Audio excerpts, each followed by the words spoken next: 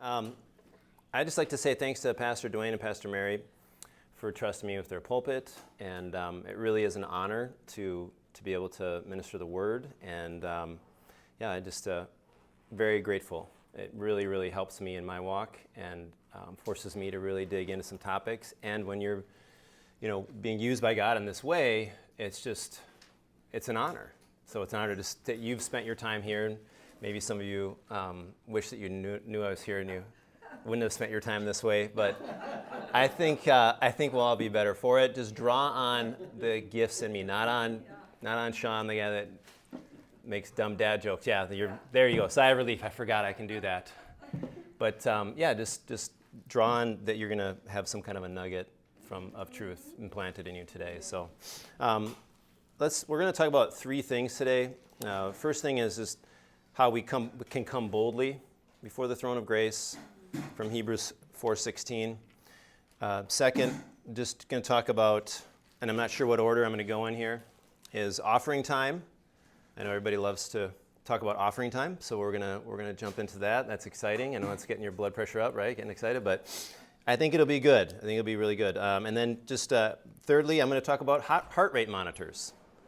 This is a health and wellness seminar, if you didn't know. Just kidding. But I am going to use that as an object lesson of heart rate monitors. So supernatural provision is why we can come boldly. God has provided us with many things. We know that. In Hebrews 4:16, it tells us that we should come boldly or come with boldness to the throne of grace so that we may receive mercy and find grace for help in time of need. So one of the things that jumped out at me, this is, of course, an awesome passage, but, when you hear things a lot, you can kind of sort of skim over it. You ever do that where you kind of go, oh, you come boldly in the throne of grace, and da-da-da, and you can become a little glib with it. But this is obviously there's so many powerful ways. This is a key scripture. But it is, there's a lot in it. There's a lot jam-packed into this one because, I don't know if you guys have ever had a time of need. Has anybody ever felt a time of need? Dennis, you laughed. You know what it's like to have a time of need. Yes. Where you just feel like, I don't know what to do and I don't know how this is going to turn out. I know we're not supposed to confess that because we're mighty faith people, but I've been there. I've been there many times. And I'm not saying it's not a negative confession. I'm not planning to go back to that. But, sometimes things happen and I take my eyes off of Jesus for a little bit and I start to look at the circumstances, and guess what happens? The circumstances get bigger, and they become overwhelming really quick because I'm trying my bag of tricks, and things aren't working, and you just get discouraged, and then the devil takes advantage of that. People take advantage of that. So that's that time of need. He knew we would need help in the time of need. He knew we would have those times of need. So he provided a way that we can come boldly. And just to kind of encourage us, I just want to run through a few instances of supernatural provision. Is that okay with everybody? Yep. Just to remind us of some times that God did things, you just go, and we can say, oh, that was just sort of a story. That didn't really happen. That axe head didn't really float, or, these things that subverted the natural law and were provisions. So I'm just going to go through a list here. We're not going to read all of them. A couple I'm going to go in a little more. The sacrificial ram for Abraham in place of Isaac. That's a pretty good one, right? Yeah. Pretty amazing. But it took Abraham's faith, right? Abraham was trusting God all the way through. Doug Heldman talked about the Apostle John. They tried to kill him. He was pretty durable. He was like a Timex. He took a licking and kept on ticking. They tried to boil him in oil, boil him in water. I don't know all the history of that and the island Patmos and all this stuff, but he started a church, They just couldn't keep him down. Ravens bringing food and drink to Elijah. That's 1 Kings 17, 1 through 6. And I was thinking about that. Think of the food and drink that they must have brought to Elijah. That must have been pretty good. We were at one of those Brazilian steakhouses where the guys walk around, and there's some gals too, they walk around with a sword with steak on it. So it was really busy because they had a coupon going. So Jude and I were like, we haven't had any sirloin back here. We've had chicken hearts a couple times. They aren't very good. But I can just imagine, our mouths were watering watching that go around. And I can just imagine, what would the provision have been like that ravens brought? It must have been pretty good. It wasn't some old, roadkill that they found. And said, oh, this will do as best we can do, guys, huh? No, I'm sure it was delicious. 1 year's supply of food for the widow and Elijah in the midst of a famine. Remember the widow where he says, make me a cake? And she said, my Lord, I've got just enough for me and my son, then we're going to die. And he said, go do this. This is after ravens had provided him, because Pastor always brings up too, like in this situation, it took faith for Elijah to ask her for that, because he knew she didn't have anything left. And he's asking for her to give him her last, right? And so it took faith for him, but he also just experienced the ravens bringing him food and water. And once the stream dried up, he said, go over here now to this place. So he had a track record for things to work out in God. Multiplication of oil for a prophet's widow. She was going to have her sons be sold into basically indentured servitude to pay off debt. And that's when he said, go and get containers from your neighbors. And then they poured it out until they ran out of containers. And then she sold it. I'm sure that provided her a tremendous amount of wealth. The Shunammite woman's son, this is a really good one because she provided for the prophet. She didn't even know he was a prophet. It says a guy that used to walk by her house. I'd have to look into that more. Maybe somebody would say, oh no, she knew. They would have known it was a prophet. But she said there was just this guy that she saw walking by, and she insisted that he come in for dinner whenever he passed by. And then she set up a room for him. And then he said, you've been so good to me, I'm going to bless you. It says her husband was old, and he said, you're going to conceive and have a child. And she said, oh, come on, stop, don't tease me, basically is what she said to him. And then within a year, she had a son. That son grows up, goes out in the field to his father. My head is hurting so bad. And so he goes, go lay down and go check with your mother, and he dies. And then she sends for Elijah. And this woman, it says she's a prominent woman. And she had some amazing faith. She said, go get the donkey, get it ready for me. I'm going to go and find the prophet. And so she went and found him, and what's his name? Gehazi came out and said, hey, is everything okay? Figuring she's coming, something must be wrong. She said, everything's fine. She wanted to tell the prophet, but to him, she didn't want to tell him. She said, everything's fine, because I haven't studied it all the way out. Maybe Bernard can later share some stuff with me about it, but she had faith that everything was going to be fine. I mean, for her to be traveling all that way, knowing that her son is back dead, and everything's fine. Naturally you might think, well, I'm going to tell him he can get to the prophet quicker than I can, then maybe we can get back. No, she wanted to go straight to the source. And she told him once she got there, I'm not leaving. Because he sent Gehazi with his staff to put it on his face. And she said, I'm not leaving you until we get this done. So she went after it, right? So that was pretty amazing that she had sown something naturally, and she received something naturally, which was the life of her son. She had developed that faith, right? By her sharing her generosity, her spirit of generosity. It wasn't an exchange where she said, hey, if I put this guy up in a room and I give him a special place, if I ever need it, you'll give me a favor, right, God? It's not like The Godfather. Where he trades favors with people in that movie. That's the way they did it. And if I do you a favor, guess what? Now you owe me something and I'm going to ask you. So it's not good. David killing the lion and the bear. Sometimes you read that story and think, oh, he killed the lion and the bear. That was his provision that he went after. I've shared this before, but I think of that in business. It's like if there's probably something somebody somewhere is getting that's supposed to be for you. Now, are they stealing it? I don't know. But they might be devouring some of your business, something that's meant for you. It's likely. We live in a hostile environment. This isn't a friendly environment for us. So, David went after that provision, those lambs. And he grabbed them by the beard, it says, and without a weapon. But he knew whose he was. And he was praising God out in the fields. And he knew those sheep. He probably knew what sheep it was. I'm just guessing. I don't know all this. But I'm guessing he's out there with those sheep. He probably knows, like, oh, yeah, I know that one. Yep, Shaun the sheep. But take that one and use it, because I think there's, or one of the things you could do is pray for a competitor, that if they have business being stolen, it'd be restored to them. If you're low on business and it's like, oh Lord, start praying for someone else. There might be someone else in the same boat, and that changes the focus. Amen. There's a lot of power in that when you turn it on to someone else and think, Lord, use me to pray for someone else rather than just be stuck on my own stuff.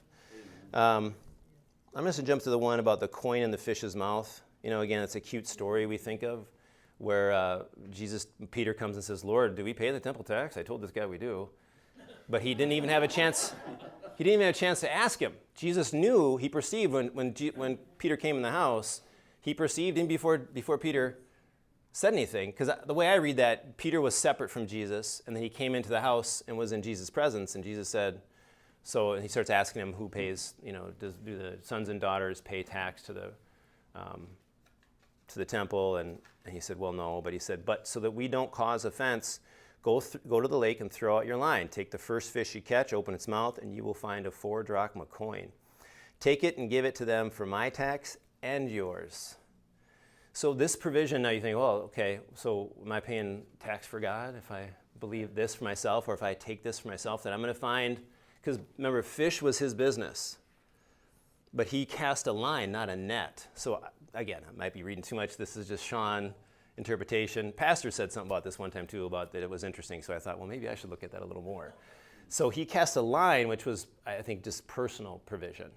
Yeah. So there's like that business side, but there's business expenses. There's people you have to pay through businesses, but this was just his personal expense. He was casting a line, but it was still within his sphere of influence, or his business sphere, right? So, there's going to be things that come in that are provision for you and others. And there's going to be stuff that's, just going to bless your business, your boss. But, just being sensitive to that. But a lot of times it's going to come right through where you already are. There's going to be blessings that come to you where you are. But what did he do? He was asking. He had a need, and he went to Jesus with it. But guess what? Jesus knew it before and he had a solution. But Peter had to go like, okay, I've seen him do a lot of stuff, but okay, I'm going to throw a line out, and there's going to be a fish with, I don't know what a 4 drachma, maybe it looks gold. I'm going to get a gold doubloon out of this, and it's probably 4 drachma. I think it probably was a hefty fee, or a fair amount of money. Man, it's pretty cool. It would have been cool to see that. Yeah, let's jump in the next spot here. So I'm going to risk it. I'm going to start with my last part and then go to the middle part, because I want to end with that. But I didn't know if I'd have time, but I'm doing okay on time. So we'll do it. So I've got a heart rate monitor here. This is from, we go to Orange Theory, and if I just hold it down, oh, my battery's dead. So this is a heart rate monitor, and it'll blink blue and green if it's on, and you slide it over your wrist, up your arm. You can put it on your bicep, and it just, that's where you have main arteries and stuff that it'll get your heart rate. And so when we're working out at Orange Theory, I know it's corny, cheesy, whatever, but Jennifer and I, and actually the boys go there too sometimes, but you can see what your heart is doing. They have TV screens, and so if you're up in the red zone, that's like you're maxing out. That's like over, 85% of your max heart rate. And it starts to know what your max is. So it takes your profile first, your age and your height and weight and stuff, but then it gets to know, like, okay, Sean can't go this fast for this long probably. So, it just starts to figure out what your max is. And there's an orange zone, red zone, green zone, blue zone, gray zone. And this tells you where your heart is in that progression. There's also things, they're rings. They're called like Aura or Whoop. I don't know. I think that might be on your wrist, that monitor you all the time. And so they tell you, like, did you sleep well? They give you a score for your sleep. They, just take all this data from your heart. What's your heart doing? We know what it should be doing when you're resting. And if it's racing while you're resting, you might have a problem, right? I actually have a friend he's 60, he's trying to get in shape. And he woke up and looked at his app, and it was like, you're in defib or whatever, AFib. And he wasn't feeling great. He was like, it's probably just he kind of ignored it. And then later in the day, he started really feeling sick and having chest pain. So he went in and he was an AFib. So he paid attention to his heart rate monitor. He ignored it at first, but if he was having chest pain, I mean, that's also an indicator, right? You don't need a heart rate monitor to tell you that you need to go in. But the point being, our giving is really a way for us to monitor our heart. So if we're ever feeling like disconnected, I'm not saying it's the only thing, but it's a beginning, it's a place to start. Just to examine, the Bible tells us to examine ourselves and see whether we be in faith. And the first place to do that is not in, all these kind of, supernatural or special gifting areas, but it's just the nuts and bolts stuff. Jesus said this is the least of these things, finances.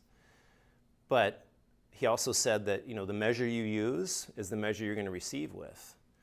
The Bible tells us that if we sow spiritual, let's see, this is in 2 Corinthians 9:10. It says, now the one supplying seed to the one sowing and bread for food will supply and will multiply your seed for sowing and will increase the fruits of your righteousness. So we sow natural things and we reap spiritual things if our heart's in the right place, right? But if we're sowing just to get, if we're sowing just to consume it upon ourselves, I mean, we want to receive. Like Pastor Sean has shared, when I sow, I expect a return. I don't go out in the field and sow seed and cultivate it and then think, well, maybe, if it be God's will. No, we expect to receive back from that, right? And that's good. But we can ask amiss when we just want to consume it upon ourselves. And we think of godliness as just a means to great gain, right? But godliness with contentment is great gain. So, if you can, like Paul said, I can abase and abound. It's way better to abound, guys. Then we can be ready to provide for any good work. We just had a conversation with somebody, and they were talking about he's in a kingdom builders group for business, and he was saying that prosperity gospel, and this is a guy who lives in California, and I have sent him Andrew Womack's book about David. I can't remember what it's called, The Giant Killer, I think it is. And, it's Andrew Womack, it's pretty bold, but he still has got that God's in control stuff. So I didn't jump all over it, but I waited for a chance, and I just said, I look at it a little differently. I don't think God's controlling everything. He influences, but we have so much to do with that. And just talked about provision and how God has given us all things richly to enjoy. Not just here, but I don't want you to get too much because you might get big-headed, You might get too proud. I mean, you can be proud wherever you are in life. That's right. Pride can prevent you from receiving. It can be a big preventer. Mm-hmm. So there's nothing spiritual about poverty. That's right. Amen. Yeah. Thank you, sister. So we just, really absorb that as like, Jesus died for that. Mm-hmm. So that's what I want to get to next here, is because this time doesn't really go fast, but hope maybe it doesn't seem that way for you, but maybe it seems interminable. No, just kidding. But just talking about our giving, sometimes we just relegate it to, giving and receiving. We're gonna give. We're gonna be responsible. We're gonna honor God. And those things are all good. And then we're gonna, we expect a return. That's all good too. But I think, we can just limit God in some ways, because those things are all things that I give for, and they're reasons you should give. The measure you give is the measure you're going to receive with. So expanding our the tent stakes of our heart, so to speak, that exercise happens in our finances. So again, do a checkup from the neck up, or maybe from the chest up. That doesn't sound as good, but is to check on your finances, check on your giving. But also, it's not about works. So if you look back and go, oh, I missed it, just quickly repent. It's not to stay there and flog yourself. That doesn't do any good. Just know, like, oh man, I can't believe, how did we do that? Okay, we got to get back on track. And maybe you decide in your conscience that you say, no, we're going to make that up. Lord, I'm just believing for provision to make up what I missed. Instead of saying, well, I don't, that's under the blood. Yeah, it is. You're right. And you can move forward if it's just like a burden. He doesn't want you to be burdened. He didn't say to Peter when Peter came in, he didn't say, Peter, what's the deal? Where's the budget? Haven't you been doing a budget? We have plenty of money. What happened? You know? He didn't ask those questions. So he just said, here's what you do. He didn't even wait for Peter to ask. So the Lord knows what we need before we even ask it. It's just that humility it takes to go and say, I need you. I need your help. So what I want to get to is just what I talked about at offering time a little while ago about bread.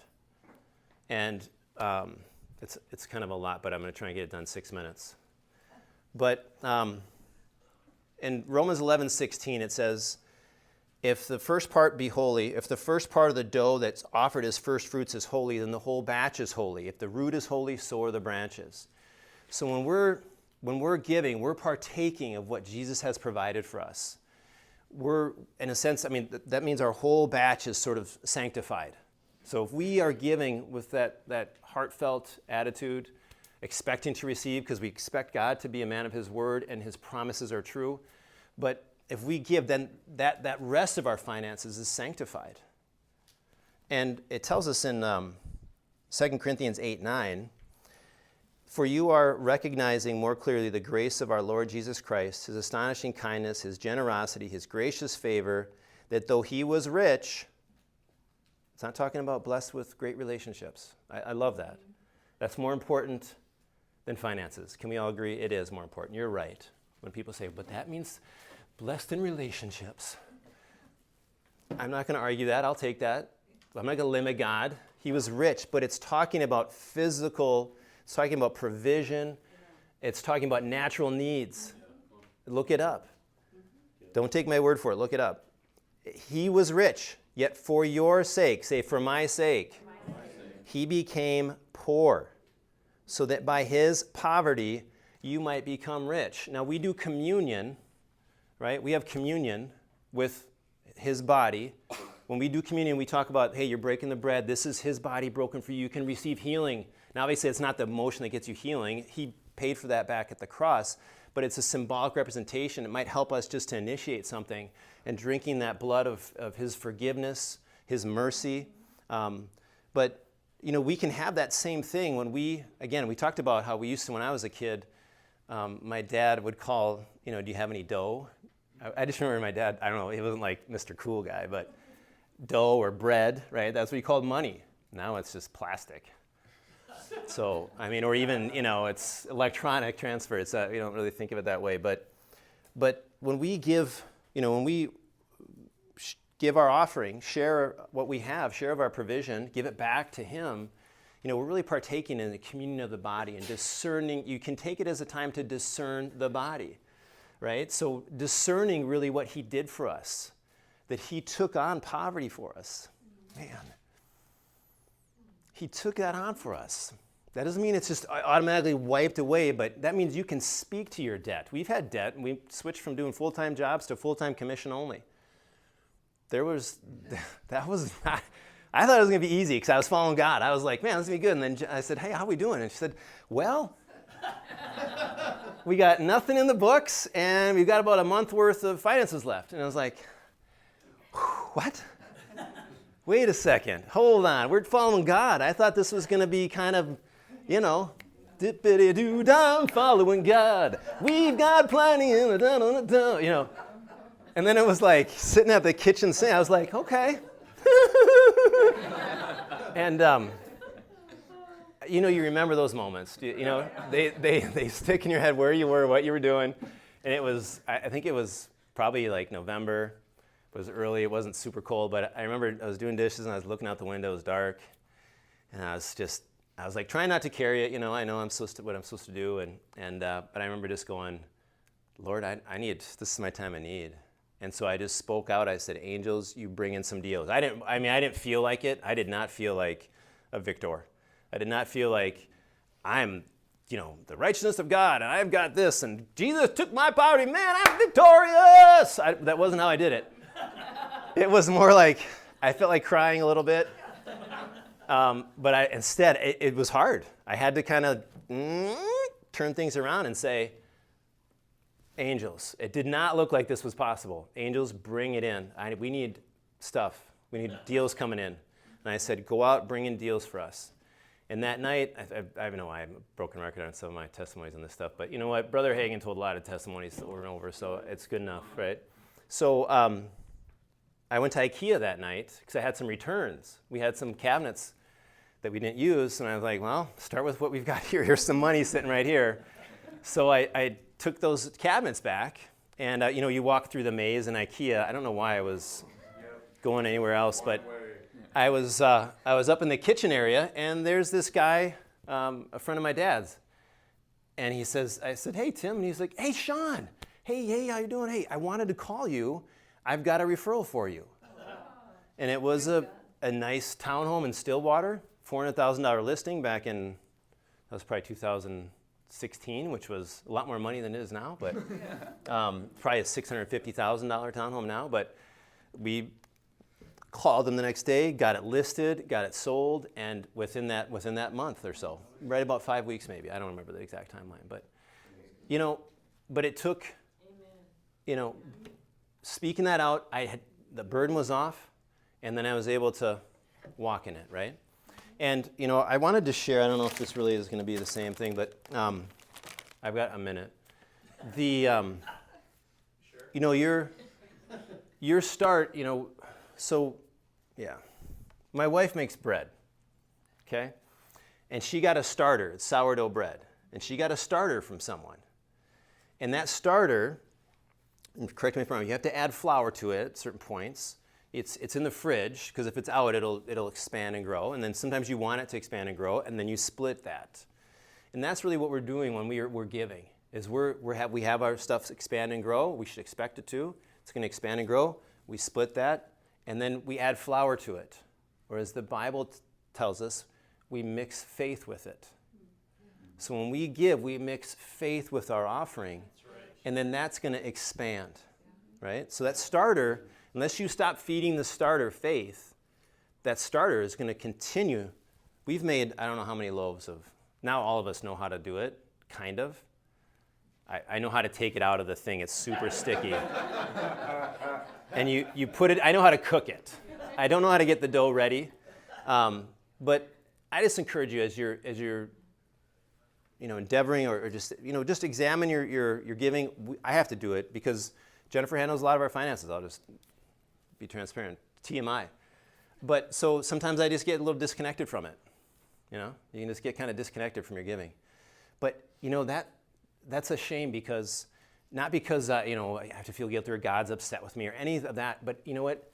It's discerning the body.